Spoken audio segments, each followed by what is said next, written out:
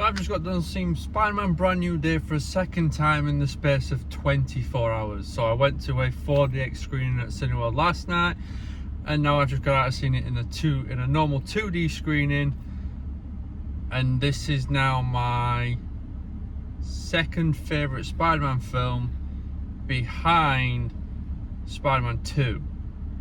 And to be perfectly honest, this is the best Spider-Man film since Spider-Man 2. There's just something about this Spider-Man where it's just like a ground level Spider-Man. There's none of this high-tech gadgets, there's no Iron Man, there's no time traveling, there's no multi-dimensional stuff. It is just a ground level Spider-Man swinging around the streets of Manhattan, doing what he does best and protecting the city and the loved ones that he does. So Tom Holland, Zendaya, I forgot the guy that plays Ned, are all back for their fourth film now with Marvel. And then we've got some new introductions such as Bruce Banner, the Punisher, and another character that I won't mention because Marvel have actually done a really, really good job in keeping one of the characters in this film so quiet, and I'm not going to ruin it for anyone that hasn't seen it yet, because this film, I can't recommend it enough. Just from everything, the fight scenes, the story advancement of characters, because obviously in the last one he did cast a spell so everyone forgot about him, and then in this one people are slowly remembering things about Peter, even though I don't want them to. And one thing that did worry me going into this was, from the trailer we saw, he got black eyes, and yeah, they did a good job in making the point across, and it's to do with his human DNA and the ability from his spider DNA. And once his spider DNA reaches a certain stress level, it takes over his entire body, sends his eyes pure black, and just gives him super strength. Basically, it's the superior Spider-Man, and he needs to find a way of making it manageable between both human and spider, and he uses it by getting a chip for his neck,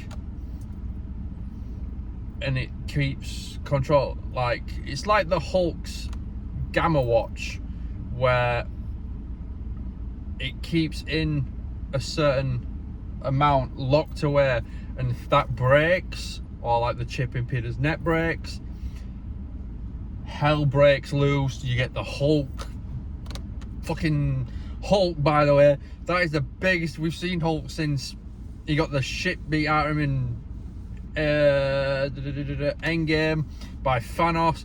He looked jacked, and I mean jacked as goddamn heck.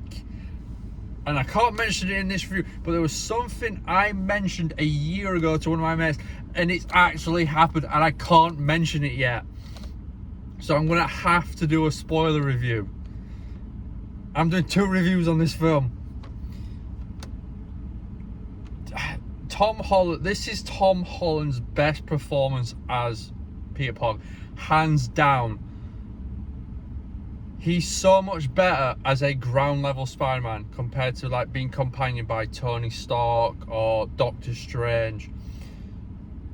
So this solo Spider-Man film, it's just so suited to him, because it is literally just him. It's the Spider-Man that just works on his own, doesn't want anyone knowing who he is. It's just him and in himself.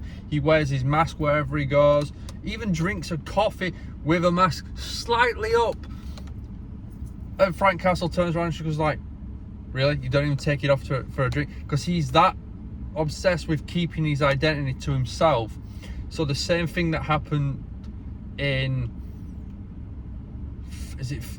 No Way Home doesn't happen again in this, because we've still got another 2 Spider-Man films after this one, plus Doomsday is in it, and Secret Wars. Like, I genuinely have no idea what is next for Tom Holland Spider-Man. My guess is he maybe becomes the leader of the Avengers, but the issue I'm going to have is I don't know what they're going to do for the solo films. What villain's next? Because he takes down Scorpion, he's took down Vulture, maybe he comes back, he took down Tombstone, he took down Boomerang, he took down some other ones. Like, I just don't know what's next. Like, even the plot in this film, it makes a little bit of sense and then goes off a little bit but then comes back.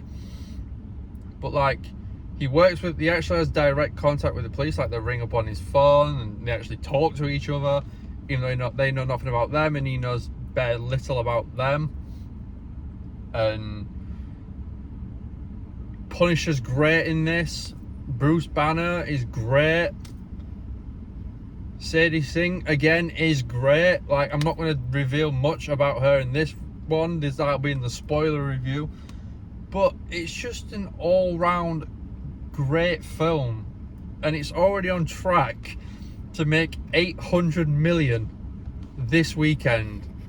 So by the end of next week, this could already have made $1 billion.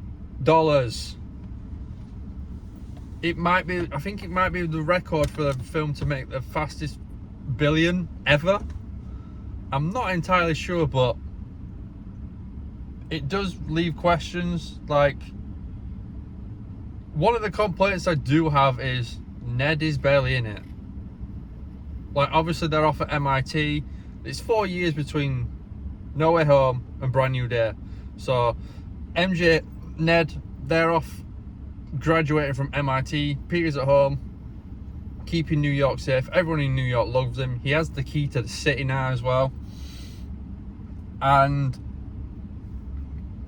Ned is literally, for like the first half of the film, a TikTok.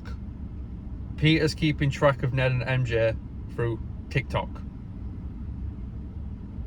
Like, come on, not TikTok. Need something more than TikTok. But then in the second half of the film, you can tell when he's in it, because he is just so funny with what he comes out with. Like, obviously, I can't go into much in this one, spoiler reasons, and I don't want to ruin it for others, because this film, you need to go and watch it in cinemas. It's just so good. It was my most anticipated film of the year, and it has lived up to it being my most anticipated film of the year. More than Doomsday, because Doomsday, I genuinely don't know what to expect with Doomsday. It could be terrible, or yeah, but I don't think it will be. I'll be there watching it. There'll probably be a midnight showing. I'll watch that. But I am tempted to go and watch it a third time already. Maybe not straight away. I might wait a little bit and then just go like to look for Easter eggs that I might have missed in these 2 showings. Because in the first showing I watched last night, and then I watched it again today, I've already noticed some things that I didn't see that yesterday, but I did today, which I'll come on into the spoilers review. But if I had to rate this out of 10, it's easily a 10. Easily by a mile a 10. Highly recommend you go watch this. Unfortunately, Cineworld don't have it in IMAX.